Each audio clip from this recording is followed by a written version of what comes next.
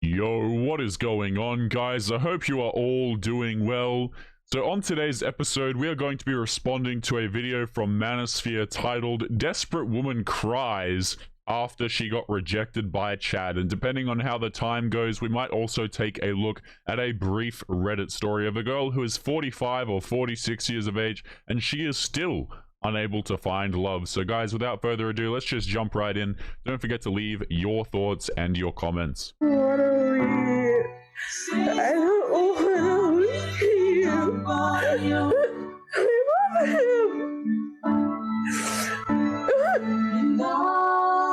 Hello guys, and welcome back to another episode of Women Crying Over Chad. And if you are new to my channel and enjoy my content, a sub would be really appreciated. I don't know what drives women to post stuff like this on the internet. It's like every time I open a TikTok, somebody's crying. So are you guys dating? No. It was right person, wrong time. Do you love him? I don't know.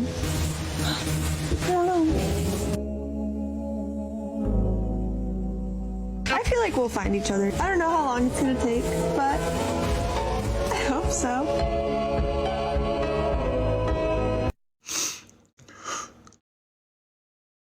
I'm gonna record this for future references for a video.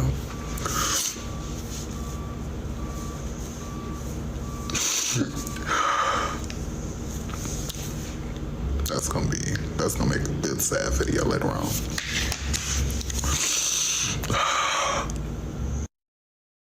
This is something that has always disturbed me, guys, is like the need for attention on social media is so bad for some of these women that what they choose to do is when they're crying, they'll whip out their phone and record themselves. Like they don't even wait. They don't even wait before recording what they have to say, you know, until they're feeling all right. They literally just jump on there, put on some tears, okay, or keep the waterworks going just to get more attention on social media. It's really quite disturbing.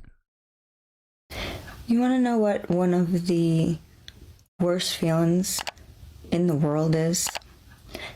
It's this feeling of feeling like a fool. That you played yourself because you knew better. It's this feeling like giving someone the benefit of the doubt because you need to trust and you need to be a good person and you want to see the best in someone. And that's what we're taught, right? Yeah, so guys, don't pay any mind to these little lies that she has going on inside her head here. If you're dating a guy and he doesn't want to commit to you, he's not interested in something serious, for you to sit there and say, well, I was trained to believe the best in people, and that's why I chose to stay with the guy even though he didn't want me, that's ridiculous. That is absolutely ridiculous. That is just you trying to avoid accountability for the fact that you choose to chase dudes who don't want you. To believe in people, you want to be a good person and you want to love others, and even though there's something inside of you that saw some signs or, you know, had some red flags or picked up on some things. Yeah, so even though you do have the potential for common sense, you choose to ignore it. You know, everything was justified, or you were told that, you know, everything's fine, it's all right, and you kept giving the benefit of the doubt over and over and over again. And then it comes down to, you know, you were right. You were right. And it just sucks to be right sometimes. It just sucks to be right. And then you feel like a fool And I think that that is one of the worst feelings ever. And it's not that you were completely gaslighted. It's just that you were, breadcrumbed, or not completely were honest with, or... Yeah, the dude didn't commit to you. Guys, whenever you watch these videos, please understand that these girls who are complaining about these situationships or men not committing to them, they are not the victim, and I'll tell you why. Because they could simply choose to not engage with men who are not interested in them. Now, what a lot of these girls will try and do, guys, is they'll sit there and say, oh, well, I was breadcrumbed, you know, I thought there was a potential for a relationship. Really, you're hooking up with random dudes that you don't particularly know, forming a long-lasting connection with them for, well, you're connected to them, they're not connected to you, for like 6 months, and your excuse is like, oh, well, he was breadcrumbing me. Secure the relationship up front. Guys, these girls are not victims. They just refuse to take accountability for the choices that they made. Now, if you want to chase bad boys, I have nothing against that. Go for it. Knock yourself out. Enjoy yourself, you absolute queen. But don't come crying when you're like, wow, he wasn't really interested in committing to me. Of course he wasn't. And any man in your life could have told you that for free. Ask ask your uncle, ask your father, your grandfather, okay? Hell, even if these single mothers, ask your son. They'll probably say the exact same thing. You know, it's crazy to me, guys, how like this is painted as though she's the victim when she chose to chase this dude. Or played, like, what is that called exactly? You were played by yourself. You didn't want to believe what you were looking at. And I think it's a terrible feeling when that happens, because it makes you question your own decisions and your own feelings, and you want to believe the best in people. And oh man, it has nothing to do with believing the best in people. Like, notice how she's trying to paint it like, oh, well, I chased this guy for months of my life. I chased a bad boy, and I did it not because I really wanted him and he's better than all the other guys who are in my inbox. No, no, no. I chased him to the ends of the earth because I'm a good person.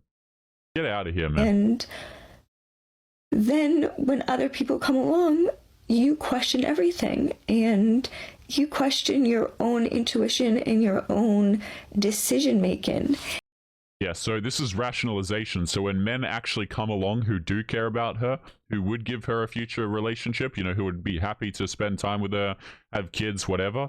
Oh, now she's all, you know, the walls are up, guys. You as a man, if you're a real man, you're going to break down those walls and you're going to convince her that you're worth it because she's so damaged, when the truth is the walls are only there because she's not attracted to you in the same way that she was attracted to the previous guy. And then we look like people who are guarded or can't trust others.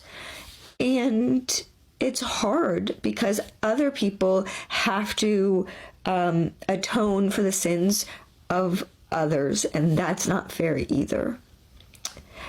People just need to be honest with their intentions and say what they mean, keep their promises, and stop fucking with people's hearts. Yeah, cool. That's all very well and good. Or, here's an alternative. Here's a crazy alternative for you, madam. You could use your common sense. All right, what's the phrase, guys? I really like this phrase I heard the other day. I keep forgetting it, but it's something like, you know, prepare for the worst, but hope for the best.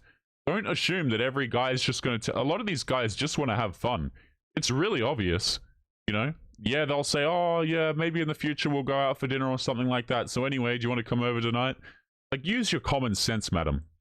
That's what happens when you go after the chads. You go after men that are above you in looks, or you know they don't commit, the bad boys. But you try anyway, cause that's what women do. They find a bad boy, a G, and they think, oh, I'm gonna be the one that changes him. No, you're not. No, ma'am, no, no, no. And of course they won't be honest with you. They just wanna smash and keep you as a side chick.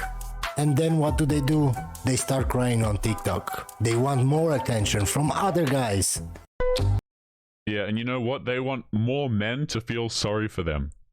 It's crazy, guys. Again, rather than actually solve her problems, what does she choose to do? Jump on TikTok, paint herself as a victim, and sniffle and cry on camera. Now, guys, I want to show you a brief story that I found over here that kind of shows you what happens when girls continue to follow this path. So check this out. We have a post on Reddit, okay, titled "Living Without Love?" And this is posted by a woman who's 46, and she says, "Hi all, I have no one I feel comfortable talking about this stuff with, so here we are." So I'm going to post it to the internet for random strangers to see.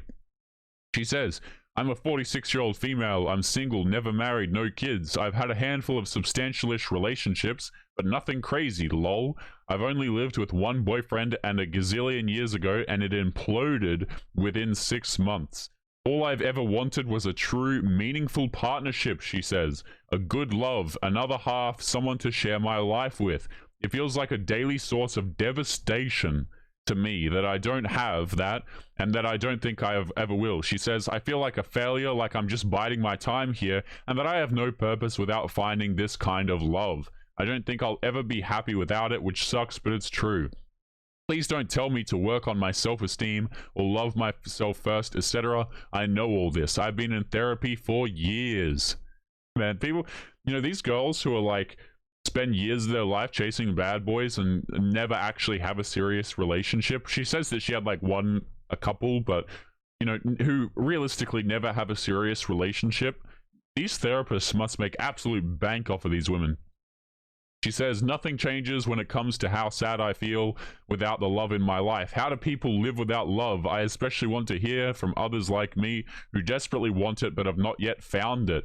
Thank you for any genuine and heartfelt replies." Smiley face. So here we have a girl who is 46 years of age, guys, and still unable to find love. And the thing is, I don't want you guys, like, it's up to you how you feel about this particular post, but I would suggest to you that you don't feel sorry for women like this. And the reason why is because they could choose to have a partner, but they passed up all of the good men all throughout their 20s, 30s, hell, for this woman, even 40s, and now she's complaining about a lack of love, when what she's really complaining about is lack of attention from the dudes that she really likes.